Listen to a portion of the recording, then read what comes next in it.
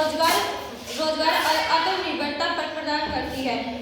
यह काम कम पूंजी में शुरू हो सकता है और खासकर महिला युवाओं के लिए बहुत उपयोगी है, लेकिन इस उद्योग को शुरू करने में बहुत ही मुश्किलें आ सकती हैं। कारण ग्रामीण क्षेत्र में औद्योगिक विकास की कमी, पूंजी की कमी, जानकारी की कमी।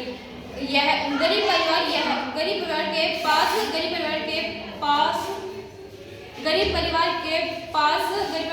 मशीन लगाने या कच्चा माल खरीदने के पैसे नहीं होते। ग्रामीण क्षेत्र में औद्योगिक की विकास की कमी। गांवों में लघु उद्योग की सुविधा की बहुत कमी है। आवश्यक मशीनें और प्रशिक्षण केंद्र नहीं होते।